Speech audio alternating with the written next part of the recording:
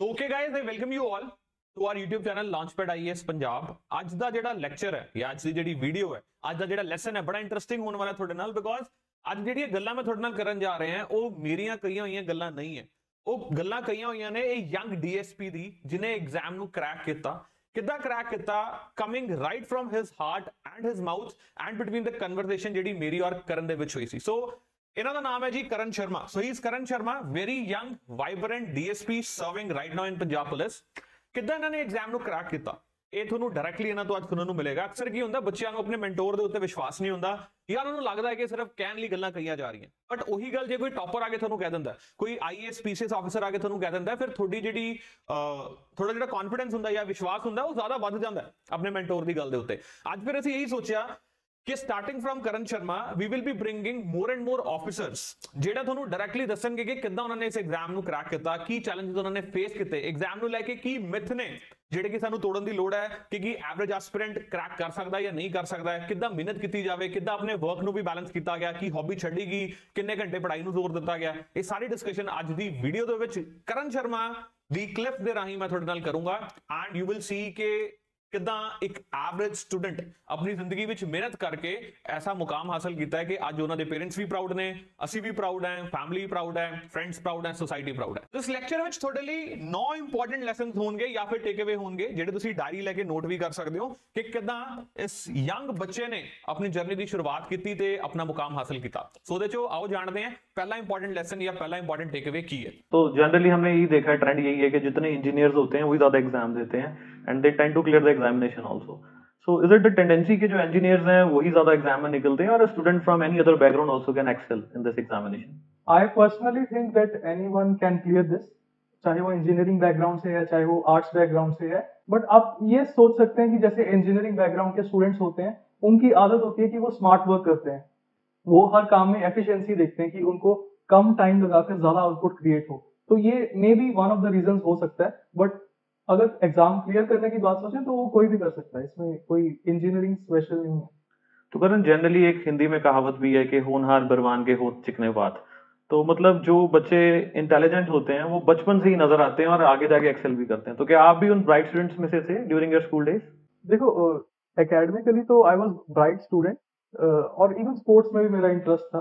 But ऐसे civil services के लिए मैंने ऐसा नहीं कि बचपन से बहुत एक बड़ा ड्रीम था कि सिविल सर्वेंट ही बनना है। ये एक ऐसा ड्रीम था जो मैंने अपने कॉलेज लाइफ में डिस्कवर किया और इसकी तरफ मैंने हार्ड वर्क करना स्टार्ट किया। So you are saying कि ऐसा कुछ नहीं है कि like if you have to excel in the examination one has to be very bright. Even an average student can also crack this examination. Solid guys, ਜਿਵੇਂ ਕਿ ਤੁਸੀਂ ਸੁਣਿਆ ਕਿ ਇੱਕ ਐਵਰੇਜ ਸਟੂਡੈਂਟ ਵੀ ਐਗਜ਼ਾਮ ਨੂੰ ਕ੍ਰੈਕ ਕਰ ਸਕਦਾ। ਤੁਹਾਡੇ ਲਈ ਇਹ ਨਵੀਂ ਗੱਲ ਹੋਊਗੀ। ਕਿਉਂ? ਕਿਉਂਕਿ ਤੁਸੀਂ ਅਕਸਰ ਸੁਣਿਆ ਹੋਊਗਾ ਕਿ ਯਾਰ ਆਈਏਐਸ ਆਈਪੀਐਸ ਤਾਂ ਉਹੀ ਬੱਚੇ ਲੱਗ ਸਕਦੇ ਨੇ ਜਿਹੜੇ ਕਿ ਬਹੁਤ ਹੀ ਜ਼ਿਆਦਾ ਇੰਟੈਲੀਜੈਂਟ ਹੁੰਦੇ ਨੇ। So though Karan was a bright student but still he said that ਕਿ ਇੱਕ ਐਵਰੇਜ ਸਟੂਡੈਂਟ ਵੀ ਐਗਜ਼ਾਮ ਨੂੰ ਕ੍ਰੈਕ ਕਰ ਸਕਦਾ ਹੈ। ਜ਼ਰੂਰੀ ਨਹੀਂ ਹੈ ਕਿ ਤੁਹਾਨੂੰ ਇੰਜੀਨੀਅਰਿੰਗ ਬੈਕਗ੍ਰਾਉਂਡ ਤੋਂ ਆਉਣਾ ਹੈ, ਜ਼ਰੂਰੀ ਨਹੀਂ ਹੈ ਕਿ ਤੁਹਾਨੂੰ ਮੈਡੀਕਲ ਬੈਕਗ੍ਰਾਉਂਡ ਤੋਂ ਆਉਣਾ ਹੈ। ਚਾਹੇ ਉਧਰਲੇ ਬੱਚੇ ਜ਼ਿਆਦਾ ਐਗਜ਼ਾਮ ਕ੍ਰੈਕ ਕਰਦੇ ਆ, ਉਹਦਾ ਕਾਰਨ ਇਹ ਹੁੰਦਾ ਕਿ ਉਹਨਾਂ ਨੇ ਕੰਪੀਟੀਸ਼ਨ ਸ਼ੁਰੂਆਤ ਤੋਂ ਹੀ ਦੇਖਿਆ ਹੁੰਦਾ right from there +1 +2 and there graduation. ਉਹ ਕੰਪੀਟੀਟਿਵ ਐਗਜ਼ਾਮ ਦੇ ਨਾਲ ਹੰਡੇ ਹੁੰਦੇ ਨੇ। ਤੁਸੀਂ ਥੋੜੀ ਲੇਟ ਤਿਆਰੀ ਕਰ ਲਓਗੇ ਜੇ ਤੁਸੀਂ ਆਰਟਸ ਸਟੂਡੈਂਟ ਦੇ ਹੋ ਜਾਂ ਕਾਮਰਸ ਦੇ ਹੋ, ਕੋਈ ਐਕਸਟਰਾ ਦੀ ਥੋੜੀ ਸਟਰੀਮ ਹੈ, but you need not to be afraid. ਤੁਹਾਨੂੰ ਇਹ ਮਿਥ ਦਿਮਾਗ 'ਚ ਪਾਲਣ ਦੀ ਲੋੜ ਨਹੀਂ ਹੈ ਕਿ ਇੰਜੀਨੀਅਰਿੰਗ ਬੈਕਗ੍ਰਾਉਂਡ ਦੇ ਸਟੂਡੈਂਟਸ ਜਾਂ ਡਾਕਟਰਸ ਜਾਂ ਮੈਡੀਕਲ ਸਾਇੰਸ ਦੇ ਸਟੂਡੈਂਟਸ ਹੀ ਐਗਜ਼ਾਮ ਨੂੰ ਕ੍ਰੈਕ ਕਰ ਸਕਦੇ ਹਨ। What is more important is ਕਿ ਤੁਹਾਡੀ commitment. So an average student can crack this examination. This is take away 1 for you, very important take away. तो अगला टेक अवे जानते हैं, अगला इंपॉर्टेंट लेसन ਤੁਹਾਡੇ ਲਈ ਕੀ ਹੈ। So what was the preparation strategy with respect to examination? See, preparation strategy, I think आप जितना सिंपल रखेंगे उतना बेटर है। प्रिपरेशन स्ट्रेटजी को कीप इट वेरी सिंपल। आप सबसे पहले तो इवन ये एग्जाम या कोई भी एग्जाम है, आप उसका सिलेबस देखें कि वो सिलेबस क्या है उस एग्जाम का। तो you always stick to that syllabus. अगर आप उसके अलावा बहुत कुछ हेयर एंड देयर आप स्टडी करेंगे, आपका अननेसेसरीली टाइम वेस्ट होगा। तो सबसे पहली बात है आप सिलेबस देखें और पास्ट पेपर्स को देखकर ट्रेंड्स एनालाइज करें कि इस एग्जाम की क्या डिमांड है, मुझे क्या क्या पढ़ना पड़ेगा और किस तरह से एग्जाम में लिखना पड़ेगा इस एग्जाम को क्रैक करने के लिए। उसके बाद जब आप प्रेपरेशन में आ जाते हैं तो आई वुड से जो एक बेसिक लेवल है कि हर कोई अपनी एनसीईआरटीज फिनिश करके जो स्टैंडर्ड बुक्स रीड करता है, उसके बाद everyone should jump for test series. क्योंकि इस एग्जाम में सिर्फ पढ़ना ही जरूरी नहीं है, आप उस जो आपने पढ़ा है उसको आप एग्जाम में परफॉर्म कैसे कर रहे हैं वो आपकी प्रैक्टिस होगी। आप टेस्ट सीरीज करेंगे, आप बार बार रिविजन करेंगे, इवन आप कुछ अपने फेलियर से भी सीखेंगे। तो ये सब चीजें आपको स्टिक करना पड़ेगा, इसलिए आपकी प्रेपरेशन स्ट्रेटजी बहुत सिंपल रहेगी और आप आसानी से कर सकते हैं। I think this is the most important part for the aspirants कि they should understand कि जो civil services है it's not ocean, though the information is ocean but you have to be very selective कि आपने उसमें से क्या pick करना है. Example, he has said that you should not confuse yourself into so much of the information. So less is always more in the examination. Moreover, he has emphasized on the value of the test, previous year and the syllabus. So if you stick to previous year syllabus and go for multiple tests, आपकी preparation automatically enhance हो जाती है. So guys, again, important takeaway, two totally important lesson that Karan Sharma kept it very simple. So usually ਬੱਚੇ ਦੇ ਦਿਮਾਗ 'ਚ ਕੀ ਹੁੰਦਾ ਹੈ ਕਿ ਯਾਰ ਇਹ ਤਾਂ ਮਦਰ ਆਫ ਆਲ ਐਗਜ਼ਾਮ ਹੈ, PCS IAS IPS ਨੂੰ ਕ੍ਰੈਕ ਕਰਨਾ, ਤੇ ਹੁਣ ਅਸੀਂ ਸ਼ੁਰੂਆਤ ਕਿੱਥੋਂ ਕਰੀਏ ਕਿੱਥੋਂ ਨਾ ਕਰੀਏ. So he kept it very simple and he said ਕਿ ਸਭ ਤੋਂ ਪਹਿਲਾਂ ਤੁਹਾਡਾ ਕੰਮ ਹੈ ਆਪਣੇ ਸਿਲੇਬਸ ਨੂੰ ਫੋਕਸ ਕਰਨਾ, ਆਪਣੇ ਪ੍ਰੀਵੀਅਸ ਈਅਰ ਕੁਐਸਚਨਸ ਨੂੰ ਚੰਗੇ ਤਰੀਕੇ ਸੋਲਵ ਕਰਨਾ, ਜਿਹੜੇ ਐਗਜ਼ਾਮ 'ਚ ਪਹਿਲਾਂ ਵੀ ਪੁੱਛੇ ਗਏ ਅੱਗੇ ਵੀ ਪੁੱਛਣ ਦੀ ਉਹਨਾਂ ਦੀ ਪੋਸਿਬਿਲਿਟੀ ਰਹਿੰਦੀ ਹੈ. ਦੈਨ ਹੀ ਸੈਡ ਕਿ ਬੇਸਿਕਸ ਦੇ ਉੱਤੇ ਫੋਕਸ ਕਰੋ, NCERTs ਦੇ ਉੱਤੇ ਟੈਸਟ ਸੀਰੀਜ਼ ਸੋਲਵ ਕਰੋ ਤੇ ਉਹਨੂੰ ਰਿਵਾਈਜ਼ ਕਰੋ ਜਿੰਨਾ ਤੁਸੀਂ ਰਿਵਾਈਜ਼ ਕਰ ਸਕਦੇ ਹੋ. ਕਿਉਂਕਿ ਤੁਸੀਂ ਜਦ ਟੈਸਟ ਸੋਲਵ ਕਰਦੇ ਹੋ ਉਸ ਤੋਂ ਬਾਅਦ ਤੁਹਾਨੂੰ ਤੁਹਾਡੀ ਗਲਤੀਆਂ ਰਿਅਲਾਈਜ਼ ਹੁੰਦੀਆਂ. ਨੈਕਸਟ ਟਾਈਮ ਤੁਸੀਂ ਕੀ ਕਰਦੇ ਹੋ, ਤੁਸੀਂ ਉਹਨੂੰ ਸੁਧਾਰ ਕਰਦੇ ਹੋ ਜਾਂ ਤੁਹਾਨੂੰ ਪਤਾ ਲੱਗਦਾ ਯਾਰ ਇੱਥੇ ਮੈਂ ਗਲਤੀ ਖਾਦੀ ਸੀ, ਹੁਣ ਮੈਂ ਗਲਤੀ ਨਹੀਂ ਖਾਵਾਂਗਾ. ਇਟ ਇਜ਼ ਜਸਟ ਲਾਈਕ ਕਿ ਤੁਸੀਂ ਡਰਾਈਵਿੰਗ ਸਕੂਲ ਗਏ ਹੋ ਕਾਰ ਸਿੱਖਣ ਲਈ ਬਟ ਤੁਸੀਂ ਸਿਰਫ ਥਿਓਰੈਟੀਕਲ ਪੋਰਸ਼ਨ ਕਰਕੇ ਆ ਗਏ, ਤੁਸੀਂ ਪ੍ਰੈਕਟੀਕਲ ਕੀਤਾ ਨਹੀਂ. ਟੈਸਟ ਸੀਰੀਜ਼ ਐਕਚੁਅਲੀ ਪ੍ਰੈਕਟੀਕਲ ਹੈ ਤਾਂ ਕਿ ਤੁਹਾਨੂੰ ਪਤਾ ਲੱਗਦਾ ਕਿ ਕਿੱਥੇ ਪ੍ਰੋਬਲਮ ਆ ਸਕਦੀ ਹੈ, ਕਿੱਥੇ ਨਹੀਂ, ਕੀ ਤੁਹਾਡੇ ਸਟਰੈਂਥਸ ਨੇ, ਕੀ ਤੁਹਾਡੀ ਵੀਕਨੈਸ ਹੈ. ਸੋ ਅਸੀਂ ਵੀ ਕਲਾਸ 'ਚ ਅਕਸਰ ਇਹੀ ਬੱਚਿਆਂ ਨੂੰ ਫੋਕਸ ਕਰਕੇ ਦੱਸਦੇ ਹਾਂ ਔਰ ਇਹੀ ਇੱਕ ਕੀ ਹੈ guys, the most important take away for you is you keep it simple, syllabus, previous year, basics and maximum revision जिन्नी ਤੁਸੀਂ ਕਰ ਸਕਦੇ ਹੋ. तो आओ देखते हैं अगला take away important lesson 3. So Karan, एक और सवाल पूछ रहे थे बच्चे मेरे से, दैट वाज के कितने घंटे पढ़ाई की जरूरत है इस एग्जामिनेशन को क्रैक करने के लिए. Probably you also studied for 14 to 18 hours or what? Sir आपको ऑनेस्टली बताऊं, ये सवाल मुझसे बहुत लोग पूछ चुके हैं. इवन जब मैं स्टडी करता भी था इस एग्जाम के लिए, तो they used to ask me, यार कितने घंटे पढ़ लेते हो, कितने 10 घंटे या 15 घंटे. बट मैं जो ऑनेस्ट आंसर तब भी था और आज भी है, मैं वही दे रहा हूँ कि कभी भी आप टाइम टेबल में आप आवर्स देख के स्टडी ना करो. जितना आपका वर्कलोड है वो देख के आप स्टडी करो. सपोज आप अभी एग्जाम में आपके 6 महीने पढ़े हैं, आप आज सिर्फ न्यूज का करंट अफेयर्स देख रहे हो और ऑप्शनल कवर कर रहे हो, तो देयर इज नो पॉइंट कि आप 10-12 घंटे स्टडी करो. आप 4 घंटे पढ़ो, 5 घंटे पढ़ो, आप चिल करो. और अगर आपका एग्जाम डेज चल रहे हैं, उसके अंदर आपको टेस्ट सीरीज भी करनी है, आपको रिवीजन भी करनी है, आपको बुक्स भी पढ़नी है, उसमें अगर आप सिर्फ 8 घंटे पढ़ रहे हो तो दैट्स अ क्राइम. आपको ज्यादा पढ़ना पड़ेगा. तो कभी भी इसका एक फिक्स नहीं होता रूल कि हमें 6 घंटे ही पढ़ना है तो क्लियर हो जाएगा, या 15 घंटे ही पढ़ना है तो क्लियर हो जाएगा. आप हमेशा वर्कलोड डिसाइड करो कि आज मैंने इतना कवर करना है. अगर मैंने ज्योग्राफी का इंडस्ट्रीज का चैप्टर आज करना है तो चाहे वो 3 घंटे में हो, चाहे वो 15 मिनट में हो, मुझे बस वो सिलेबस खत्म करना है. तो the study should always be syllabus oriented and your workload oriented, not your time oriented study. अच्छा, सो दैट मींस कि आप 14-16 घंटे वाला जो कन्वेंशनल वे है उसके अकॉर्डिंग नहीं चल रहे थे and still you manage to clear the examination. ऐसे देखो, जो तो एग्जाम के दिन है फिर मैं आपको सारा टाइम पढ़ता ही मिलूंगा. तो उस टाइम तो फोन्स भी स्विच ऑफ होते हैं एंड सभी से मिलना बंद, ईच एंड एवरीथिंग. आपको सोशली थोड़ा आइसोलेट होना पड़ता है. और जब एग्जाम के डेज नहीं है, आपको पता है कि अभी 2 या 4 महीने हैं एग्जाम में, then you can do other things also. कोई जरूरत नहीं है 10 घंटे 12 घंटे पढ़ने की. सो बताओ, रिक्रिएशन फिर आप कोई हॉबी भी परस्यू करते थे कि all time into study only? नहीं, हॉबी डेफिनेटली. हॉबी के बिना तो आई थिंक किसी की भी लाइफ इंटरेस्टिंग नहीं हो सकती. तो मेरी हॉबीज जैसे कि मुझे फिटनेस बहुत पसंद है, मुझे जिम जाना बहुत पसंद है, इंटरेस्टिंग. क्रिकेट खेलना मुझे बहुत पसंद है, इवन क्रिकेट मैचेस देखना भी बहुत पसंद है. कभी कभी तो अगर क्रिकेट मैच देखते देखते मैं अपना टेस्ट भी छोड़ देता था, कभी कभी ऐसे हो जाता था. बट ये है कि हाँ, हॉबीज के लिए भी टाइम निकालना पड़ता है आपको. So it was a combination of smart work and hard work. So ऐसा नहीं है that you are continuously studying for so many hours और आप notes making भी कर रहे हो and then everything you are trying to do, but at the end of the day आप कुछ gain नहीं कर पा रहे हो उसमें से. Important takeaway 3 is hours are not important. PCS the preparation ਲਈ 18 ਘੰਟੇ ਪੜਨ ਦੀ ਲੋੜ ਹੈ, 16 ਘੰਟੇ ਪੜਨ ਦੀ ਲੋੜ ਹੈ. IAS IPS बनना चाहते हो तो 18-20 घंटे तो बिना थोड़ा सरूगा नहीं. एंड उन्होंने इस चीज ਨੂੰ ਵੀ ਡਿਨਾਈ ਕੀਤਾ. He said hours are not important. Important ਕੀ ਹੈ? Target completion is important. ਤੁਹਾਨੂੰ ਪਤਾ ਹੈ ਤੁਸੀਂ ਪੋਲਿਟੀ ਦੀ ਪਾਰਲੀਮੈਂਟ ਕੰਪਲੀਟ ਕਰਨੀ ਹੈ, ਤੁਸੀਂ 3 ਘੰਟੇ ਰੱਖ ਲੇ ਕਿ 3 ਘੰਟੇ ਦੇ ਵਿੱਚ ਥਰੂ ਆਊਟ ਮੇਰੀ ਇਹ ਪੋਲਿਟੀ ਦਾ ਆ ਪਾਰਟ ਇਨਕਲੂਡਿੰਗ ਪ੍ਰੀਵੀਅਸ ਈਅਰ ਖਤਮ ਹੋ ਜਾਣਾ ਚਾਹੀਦਾ ਹੈ. Do it any how.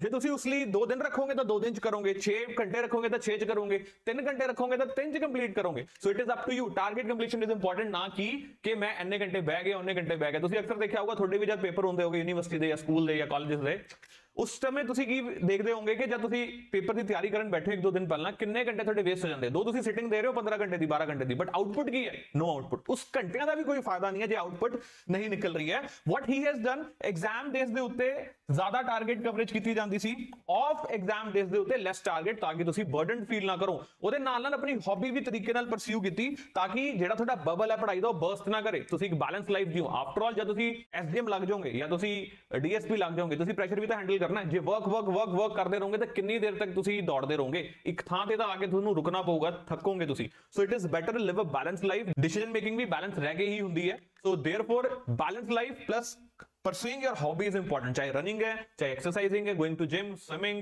anything which you feel like do it next देखते हैं important takeaway 4 और इवन आई थिंक आप नोट्स मेकिंग जब करते हैं उसमें भी स्मार्ट वर्क आप अप्लाई कर सकते हैं लाइक अगर आप डिजिटल नोट्स बना रहे हो जैसे कि सभी लोग जो न्यूज़पेपर रीड करते होंगे उसमें से कई ऐसी न्यूज होती हैं जो बार बार रिपीटेडली आती रहती हैं तो उसके बार बार नोट्स बनाना एज कम्पेयर टू दैट आप लैपटॉप में नोट्स बनाओ अगर कुछ उसमें चेंज है न्यूज इवेंट्स में कोई अपडेट हुआ है आप अपने लैपटॉप में ही उसको एडिट कर लो और सेव करके रख लो क्योंकि इतने सारे नोट्स हम बनाएंगे वो रिवाइज करना भी मुश्किल हो जाएगा करेक्ट तो इस तरह से आई थिंक स्मार्ट वर्क आप अप्लाई कर सकते हैं कई तरह से अप्लाई कर सकते हैं बट उसका पर्पस एक होना चाहिए कि आपका टाइम कम यूज हो और आपका आउटपुट मैक्सिमम आ जाए राइट तो जो नोट्स मेकिंग आप करते थे तो आप डिजिटल नोट्स बनाते थे right Yes. So you were not into handwritten notes. Most of my notes were on the laptop, and some of them were on handwritten in my files. So were you using any particular application for notes making, or it was in general computer? Like some of the applications which I used were Evernote. Evernote, very popular one. Evernote and sometimes Cam Scanner also for scanning. For making all the PDF files of my notes and arranging all those notes. So another tip from Karan कि अगर आप notes बना रहे हो you should prefer digital notes rather than conventional handwritten notes क्योंकि उसमें फिर आप additions कर सकते हो subtractions कर सकते हो and then उसमें graphics भी add करके you can make your preparation more easier. So ਚੌਥਾ ਲੈਸਨ ਤੁਹਾਡੇ ਲਈ ਕੀ ਹੈ ਜੀ ਨੋਟਸ ਮੇਕਿੰਗ ਦੇ ਉੱਤੇ ਸਰ ਅਸੀਂ ਨੋਟਸ ਮੇਕਿੰਗ ਕਰੀਏ ਜਾਂ ਨਾ ਕਰੀਏ ਜੇ ਕਰੀਏ ਤਾਂ ਲੈਪਟਾਪ ਦੇ ਉੱਤੇ ਬਣਾਈਏ ਮੋਬਾਈਲ ਦੇ ਉੱਤੇ ਬਣਾਈਏ ਕਿ ਤੁਸੀਂ ਨੋਟਸ ਸਾਨੂੰ ਰეკਮੈਂਡ ਕਰੋਗੇ ਹੈਂਡ ਰਿਟਨ ਔਨ ਪੇਪਰਸ ਬਣਾਈਏ ਸੋ ਗਾਇਸ ਕਰਨ ਸ਼ਰਮਾ ਨੇ ਕੀ ਕੀਤਾ ਜੀ Karan Sharma emphasised upon e notes that means digital notes ਚਾਹੇ ਤੁਸੀਂ लैपटॉप पे बनाओ चाहे मोबाइल पे बनाओ but there is an application का नाम भी दस्या गया it's Evernote very friendly application for notes making उन्हां लई जिहड़े डिजिटल नोट्स प्रेफर करते हैं सो की हुंदा है कि अक्सर न्यूज़ दी रिपीटिशन हुंदी है जे तुसीं हैंड रिटन नोट्स बना रहे हो तां एक बार तुसीं लिख लिया दूजे दिन फिर आ गई दूजे दिन फिर आ गई बहुत मुश्किल हुंदी है कि बार-बार रिपीटिशन तुसीं करोगे या फिर तुहानूं पता नहीं हुंदा मैं पहला इहनूं कवर कीता भी है कि नहीं कवर कीता डिजिटल नोट्स की हुंदा you just have to search कि मैं आर्टिकल पहला कीता है ये मैं टॉपिक पहला प्रिपेयर कीता या नहीं कीता so it is a good game to play with digital notes दी असीं गल करिए उस तो इलावा तुसीं एडिशंस करनी है कोई नवीं चीज होगी इट इज वेरी ईजी कि ਤੁਸੀਂ पेजेस पाई जा रहे हो पेजेस ਤੇ ਕੰਪੈਰੀਟਿਵ ਡਿਜੀਟਲ ਨੋਟਸ ਫੋਕਸ ਕੀਤਾ ਕਰਨ ਸ਼ਰਮਾ ਨੇ ਕਿ ਉਹਨਾਂ ਨੇ ਕਿੱਦਾਂ ਕੀਤਾ ਇਹ ਚੀਜ਼ ਗਾਇਜ਼ ਰਿਲੇਟਿਵ ਹੈ ਕੁਝ ਬੱਚੇ ਨੋਟਸ ਮੇਕਿੰਗ ਕਰਦੇ ਆ ਕੁਝ ਨਹੀਂ ਕਰਦੇ ਕੁਝ ਡਿਜੀਟਲ ਕਰਦੇ ਕੁਝ ਪੇਪਰ ਨੋਟਸ ਦੇ ਉੱਤੇ ਕੰਮ ਕਰਦੇ ਆ but it is up to you ਕਿ ਤੁਸੀਂ ਕਿੱਦਾਂ ਤਿਆਰੀ ਕਰਨੀ ਹੈ at end of the day revision matters ਕਿ ਤੁਸੀਂ ਯਾਦ ਕੀ ਕਰਕੇ ਚੱਲੇ ਹੋ ਕਿੰਨਾ ਕੰਟੈਂਟ ਵਧੀਆ ਤਰੀਕੇ ਤੁਸੀਂ ਪ੍ਰੈਜ਼ੈਂਟ ਕਰ ਰਹੇ ਹੋ so very much important for you ਕਿ ਤੁਸੀਂ ਨੋਟਸ ਮੇਕਿੰਗ ਜੇ ਕਰਨੀ ਹੈ ਤਾਂ ਐਦਾਂ ਦੀ ਕਰਨੀ ਹੈ ਚਾਹੇ ਡਿਜੀਟਲ ਕਰੋ ਕਰਨ ਨੇ डिजिटल की या फिर तुसी अपने हाथ नाल नोट्स बनाओ but you have to memorise those notes तो अगला टेक अवे फॉर यू अगला important lesson is so next Karan newspaper का क्या रोल रहा आपकी प्रिपरेशन में हमने यही सुना है कि जब भी कोई बात करता है सिविल सर्विसेज की तो पहली बात ये दिमाग में आती है द हिंदू पढ़ना शुरू कर दो तो you were also reading the Hindu या फिर आप करंट अफेयर मैगजीन्स पढ़ते थे या कॉम्बिनेशन लगाते थे what was that see I think newspapers का एक बहुत बड़ा रोल है इस एग्जाम में क्योंकि most of the questions which are they asked in the exam are related to current events तो अगर आप न्यूज़पेपर नहीं पढ़ रहे आपको करंट इवेंट्स की नॉलेज नहीं है तो आप अच्छा आंसर नहीं लिख पाओगे तो डेफिनेटली एक न्यूज़पेपर पढ़ना जरूरी है और as compare to monthly magazines I would say आप डेली एक न्यूज़पेपर जरूर पढ़ो चाहे उसको आप इतना अच्छे से नहीं समझ पा रहे हो शुरू में बट आपको एक हैबिट बनानी चाहिए कि आप वो न्यूज़पेपर डेली रीड करो और उसके बाद जो मंथली मैगजीन्स हैं उसका ये काम होगा कि आपको वो जो न्यूज में रहा है ऑल ओवर द मंथ वो आपको रिवाइज करवा देगा अच्छे से तो दोनों मेरे हिसाब से जरूरी हैं और इवन एग्जाम डेज में लाइक आप पूरे 365 दिन के न्यूज़पेपर्स रिवाइज नहीं कर सकते तो उस टाइम पे आप ईयरली मैगजीन को रिवाइज कर लो ये चीज हो सकती है कि आप न्यूज़पेपर्स को भी यूज करो एज अ हैबिट और आप मैगजीन्स को यूज करो एज अ रिविजन राइट तो मतलब आप न्यूज के साथ या एडिटोरियल्स के साथ कंटिन्यूसली रूबरू होते जाओ and by the end of the month आप मैगजीन्स उठा लो और वो आपके लिए इजी हो जाएंगी राइट तो अगला इंपॉर्टेंट टेक अवे थोड़ी lesson number 5 is newspaper reading is important so sir ਅਸੀਂ न्यूज़पेपर पढ़िए या न्यूज़पेपर ना पढ़िए किद्दां करिए किद्दां ना करिए ਕਰਨ ਸ਼ਰਮਾ ਨੇ बड़ी प्यारी गल की गई है ਕਿ ਨਿਊਜ਼ਪੇਪਰ ਤਾਂ ਡੇਲੀ ਛਪ ਰਿਹਾ, ਹੁਣ ਤੁਸੀਂ ਡੇਲੀ ਉਹਦੇ ਨੋਟਸ ਬਣਾਉਂਦੇ ਰਹੋਗੇ, ਡੇਲੀ ਉਹਨੂੰ ਪੜ੍ਹਦੇ ਰਹੋਗੇ,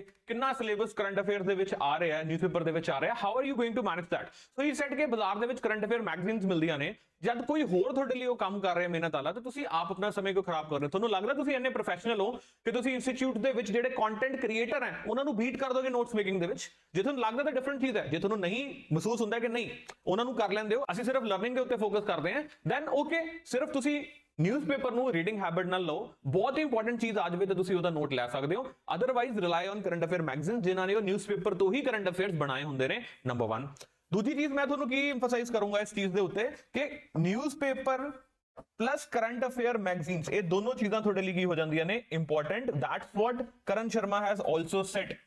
ਸੋ ਇਸ ਦੇ ਨਾਲ ਨਾਲ ਅੱਜ ਕੱਲ ਟ੍ਰੈਂਡ ਦੇ ਵਿੱਚ ਕੀ ਚੀਜ਼ ਆ ਰਹੀ ਹੈ, ਉਹ ਇਹ ਹੈ ਜੀ ਪੀਆਈਬੀ। ਸੋ ਪੀਆਈਬੀ ਦੇ ਉੱਤੇ ਬਹੁਤ ਫੋਕਸ ਕੀਤਾ ਜਾ ਰਿਹਾ, ਦੂਜਾ ਗਵਰਨਮੈਂਟ ਸਕੀਮਸ ਲਈ ਵਿਕਾਸ ਪੀਡੀਆ। ਸੋ ਤੁਸੀਂ ਇਹ ਦੋਨਾਂ ਦੇ ਉੱਤੇ ਫੋਕਸ ਕਰਕੇ ਚੱਲਣਾ in addition to newspaper and magazine। so ਇਹ ਅੱਜ ਦਾ ਟ੍ਰੈਂਡ ਹੈ which I'm already telling you, ਜਿਹੜਾ ਤੁਹਾਨੂੰ ਗਾਂ ਜਾ ਕੇ ਪੇਪਰ ਦੇਖਣ ਨੂੰ ਮਿਲੂਗਾ ਪੰਜਾਬ PCS ਵਿੱਚ ਬਹੁਤ ਖਾਸ ਕਰਕੇ। ਆਓ ਅਗਲਾ ਜਾਣਦੇ ਹਾਂ ਹੁਣ।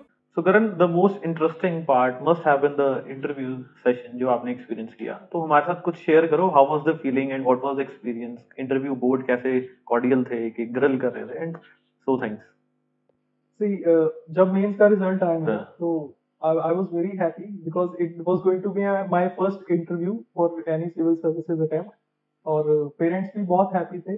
बट सून ये इस चीज में चेंज हो गया कि हम प्रिपरेशन मोड में आ गए, बिकॉज हमारे इंटरव्यू और मेंस के रिजल्ट में ज्यादा टाइम नहीं था। There were hardly around 10 days I could get for preparation of my interview. तो उन दिनों में अच्छे से प्रिपरेशन हो गई थी।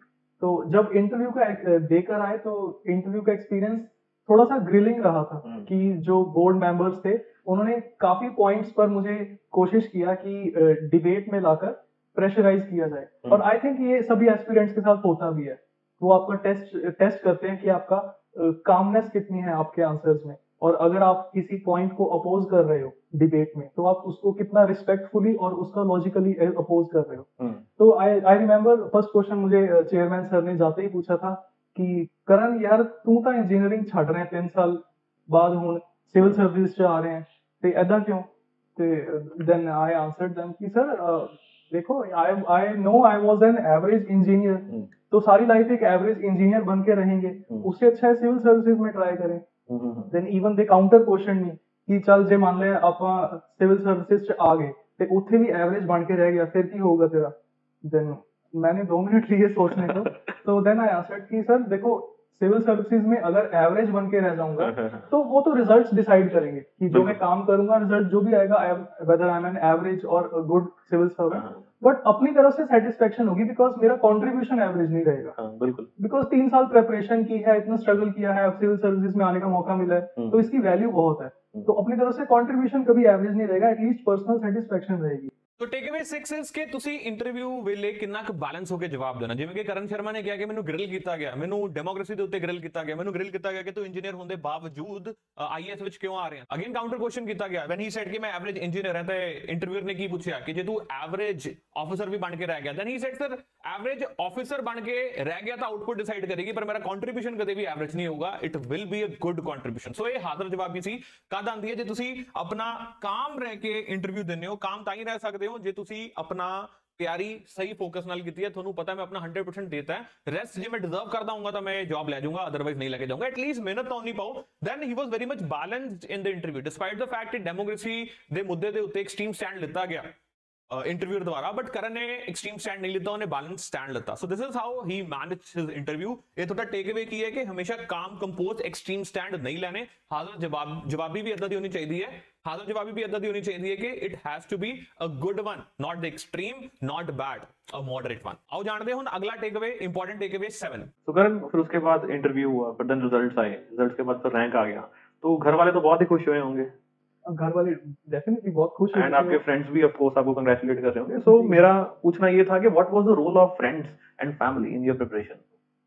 तो मेरे रिजल्ट के बाद फैमिली में से सभी बहुत खुश हुए, इवन मेरे फ्रेंड्स ने भी बहुत कंग्रेचुलेट किया, और आई थिंक फ्रेंड्स और फैमिली का एक बहुत बड़ा रोल रहता है प्रिपरेशन में। बिकॉज आप देखो फ्रेंड्स और फैमिली सोसाइटी का एक ऐसा सेक्शन है जिससे आप सारा टाइम कनेक्टेड रहते हो।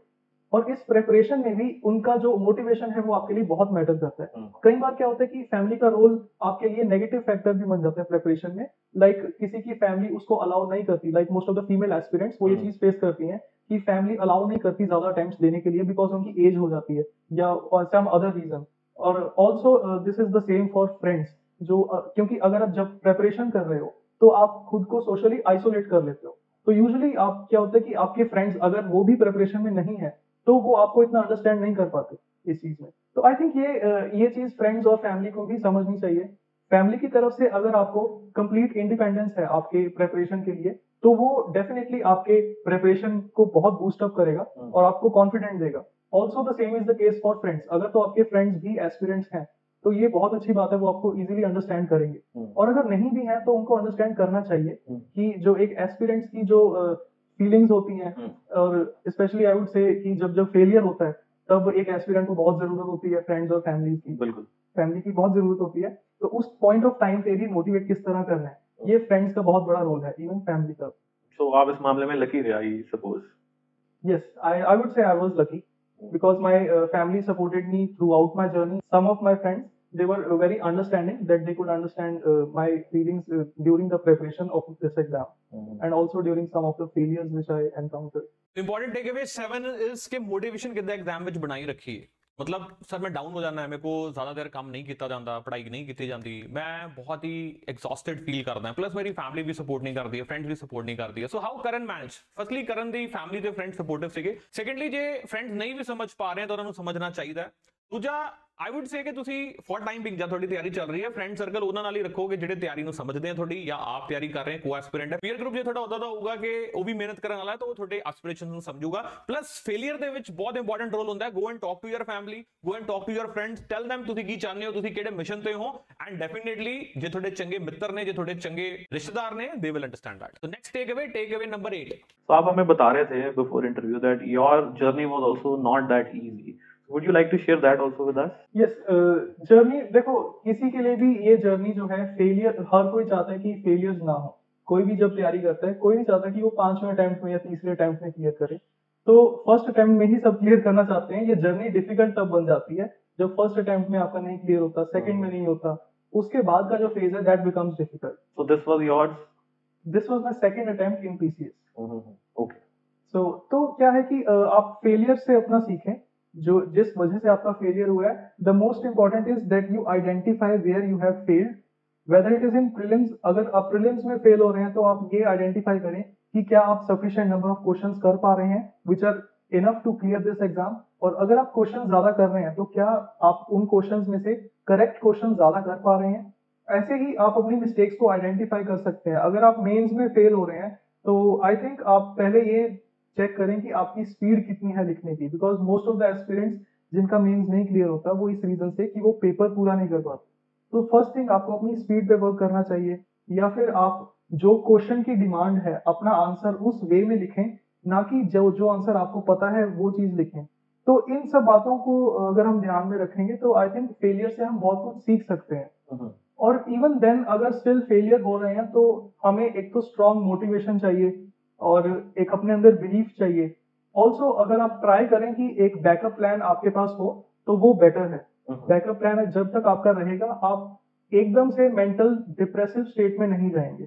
फेलियर के बाद आपके पास एक बैकअप प्लान रहता है तो आप थोड़ा टाइम लेते हैं, उसके बाद आप वापस प्रिपरेशन में आ जाते हैं। तो very important lesson take away 8वां ਉਹ ਇਹ ਹੈ ਕਿ ਜੀ ਜੇ ਮੈਂ ਫੇਲ ਹੋ ਰਿਹਾ ਤਾਂ ਮੈਂ ਉਸ ਤੋਂ ਕੀ ਲਰਨਿੰਗ ਰੱਖਾਂ। ਫੇਲ ਹੋਣ ਤੋਂ ਬਾਅਦ ਆਈ ਗੈਟ ਡਿਪਰੈਸਡ, ਮੈਂ ਤਿਆਰੀ ਛੱਡ ਦਿੰਦਾ, ਮੈਂ ਕਾਫੀ ਦੇਰ ਸੁੱਤਾ ਰਹਿਣਾ ਜਾਂ ਮੇਰਾ ਧਿਆਨ ਨਹੀਂ ਰਹਿੰਦਾ ਤਿਆਰੀ ਵਿੱਚ। तो ਕਰਨ इज ਸੇਇੰਗ ਕਿ you have to learn from your failure. ਕਿਹੜਾ ਐਸਾ ਸ਼ਖਸ ਹੈ ਜਿਹਨੇ ਆਪਣੀ ਜ਼ਿੰਦਗੀ 'ਚ ਫੇਲਿयर ਨਹੀਂ ਦੇਖਿਆ ਹੁੰਦਾ? It is actually not a failure, it is a learning number 1। ਤੇ ਜਿਹੜੇ ਸਕਸੈਸਫੁਲ ਹੁੰਦੇ ਆ ਉਹਨਾਂ 'ਚ ਔਰ ਫੇਲਿयर 'ਚ ਕੀ ਫਰਕ ਹੁੰਦਾ? ਸਕਸੈਸਫੁਲ 'ਚ ਸਿਰਫ ਇੰਨਾ ਹੀ ਫਰਕ ਹੁੰਦਾ ਕਿ ਉਹ ਫੇਲ ਹੁੰਦੇ ਆ ਰਹੇ ਹੁੰਦੇ ਨੇ ਤੇ ਇੱਕ ਸਕਸੈਸ ਹਾਸਲ ਕਰ ਲੈਂਦੇ ਨੇ। And failure is actually a success, just एक होर स्टेप लैन दी ਤੁਹਾਨੂੰ ਲੋੜ ਹੁੰਦੀ ਹੈ ਤੇ ਤੁਹਾਨੂੰ ਸਕਸੈਸ ਮਿਲਦੀ ਹੈ। ਨੰਬਰ 1। ਨੰਬਰ 2 ਤੁਸੀਂ ਆਪਣੀ ਵੀਕਨੈਸ ਦੇ ਉੱਤੇ ਕੰਮ ਕਰੋ ਰਾਦਰ ਦੈਨ ਬੈਠ ਕੇ ਕਲਪਦੇ ਜਾਓ ਕਿ ਯਾਰ ਮੈਂ ਇਹ ਕਰ ਲਿਆ, ਮੈਂ ਉਹ ਕਰ ਲਿਆ। ਨੈਕਸਟ ਥਿੰਗ ਇਜ਼ ਹਮੇਸ਼ਾ ਬੈਕਅਪ ਪਲਾਨ ਰੱਖੋ। ਇਵਨ ਕਰਨ ਦੇ ਕੋਲ ਵੀ ਇੱਕ ਬੈਕਅਪ ਪਲਾਨ ਸੀ, ਹੀ ਵਾਸ ਟੀਚਿੰਗ। तो ਮਿਹਨਤ ਕਿੱਦਾਂ ਹੋ ਰਹੀ ਸੀ ਕਿ ਨਾਲ ਨਾਲ ਬੱਚਿਆਂ ਨੂੰ ਪੜਾਇਆ ਜਾ ਰਿਹਾ ਸੀਗਾ, ਟਿਊਸ਼ਨਸ ਚੱਲ ਰਹੀਆਂ ਸੀ ਤੇ ਨਾਲ ਨਾਲ ਤਿਆਰੀ ਚੱਲਦੀ ਸੀ simultaneously. So very tough and specially ਇੱਕ 24 ਸਾਲ ਦੇ ਮੁੰਡੇ ਲਈ ਜਿਹਨੇ ਹਲੇ ਆਪਣੀ ਜ਼ਿੰਦਗੀ ਦੇ ਕੈਰੀਅਰ ਦੀ ਉਡਾਨ ਲੈਣੀ ਹੈ। ਸੋ ਇੱਕ ਮਿਹਨਤ ਨਾਲ ਹੀ ਤੁਸੀਂ ਇਹ ਸਾਰੀ ਚੀਜ਼ਾਂ ਅਚੀਵ ਕਰ ਸਕਦੇ ਹੋ। You have to understand that backup plan ਹੋਣਾ ਬਹੁਤ ਜ਼ਰੂਰੀ ਹੈ ਤੇ ਉਹਦੇ ਨਾਲ ਨਾਲ ਆਪਣੇ ਫੇਲਿਅਰਸ ਤੋਂ ਤੁਹਾਨੂੰ ਲਰਨ ਕਰਨ ਦੀ ਲੋੜ ਹੈ। ਸੋ next takeaway, very much important takeaway number 9। जितना मेरा एक्सपीरियंस है मैं तो यही टिप्स देना चाहूंगा। देखो, फर्स्टली आप अपनी फिटनेस पे वर्क करें, बिकॉज ये एग्जाम ऐसा है, अगर आप फिजिकली फिट नहीं है या मेंटली फिट नहीं है, आप टुवर्ड्स द एंड सफर करोगे प्रिपरेशन में। तो आप physical fitness as well as mental fitness, चाहे आप एक्सरसाइज करो चाहे आप मेडिटेशन करो, आप खुद को फिट रखें। सेकेंडली मैं ये कहूंगा कि आप किसी भी टॉपर को या फिर किसी भी टीचर को ब्लाइंडली फॉलो मत करें, बिकॉज टॉपर्स की जो भी स्ट्रेटेजीज होती हैं, कई बार हम कोशिश करते हैं कि उनकी स्ट्रेटेजी हम लेके अपने ऊपर अप्लाई करें। मान लीजिए अगर कोई टॉपर ने बोला कि ज्योग्राफी ऑप्शनल उसका था और उसके अच्छे स्कोर आ गए, लेकिन आप हिस्ट्री ऑप्शनल में अच्छे हैं, तो आप ज्योग्राफी ऑप्शनल मत लो, आप हिस्ट्री ऑप्शनल से ही पेपर लिखो। और लाइक कोई बहुत महान व्यक्ति ने अगर बोल दिया कि आप शुरू में मुश्किल क्वेश्चन करें, एंड में इजी क्वेश्चन करें, तो अगर वो आपके लिए वर्क नहीं करता तो आप वो मत करो। तो बात यह है कि आप किसी को भी ब्लाइंडली फॉलो मत करो, अपनी कस्टमाइज्ड स्ट्रेटेजी रखो जिससे आप ये एग्जाम क्लियर कर सकते हो। और लास्टली मैं यही कहूंगा कि बहुत ज्यादा इमोशनल नहीं होना इस एग्जाम को लेके कि यही बस जीवन का मकसद है, यही मेरी जिंदगी है, ऐसा इमोशनल नहीं होना। आपको बहुत एक प्रैक्टिकल अप्रोच रखनी है। आप प्रैक्टिकल अप्रोच रखो कि सिलेबस लो, स्टडी करो, एग्जाम के ट्रेंड्स एनालाइज करो, एग्जाम लिखो और क्लियर करके आगे निकलो। बहुत ज्यादा जब इमोशनल हो जाते हैं किसी चीज को लेके तो हम उससे थोड़ा डरने भी लग जाते हैं जब हमें फेलियर होता है। तो आई वुड से बस ये टिप्स आप माइंड में रखें, तो I think definitely you will clear this exam. The most important takeaway lesson number 9, ਉਹ ਇੱਕ ਹੀ ਗੱਲ ਕਹਿ ਰਹੇ ਨੇ, ਉਹ ਕਹਿ ਰਹੇ ਨੇ ਕਿ ਆਪਣੇ ਐਗਜ਼ਾਮ ਨੂੰ ਲੈ ਕੇ ਇਮੋਸ਼ਨਲ ਨਾ ਹੋਵੋ, be practical. IAS is not the only exam, PCS is not the only exam ਕਿ ਜਿਹੜਾ ਜ਼ਿੰਦਗੀ ਦਾ ਮੌਤ ਦਾ ਸਵਾਲ ਹੈ। ਬੀ ਪ੍ਰੈਕਟੀਕਲ, ਪਲਾਨ ਵੀ ਤਾਂ ਤੁਹਾਨੂੰ ਪਹਿਲਾਂ ਹੀ ਗਾਈਡ ਕਰ ਚੁੱਕੇ ਨੇ ਕਰਨ ਕਿ you should have that.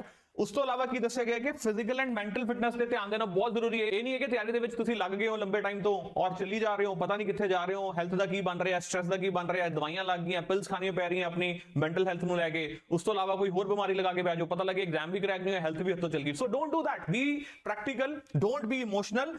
then very important, blindly toppers ਦੇ ਉੱਤੇ rely ਨਾ ਕਰੋ।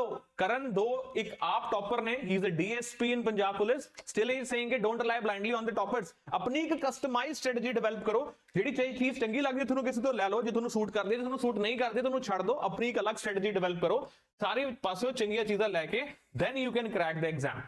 so guys, I hope this was a good learning experience for you।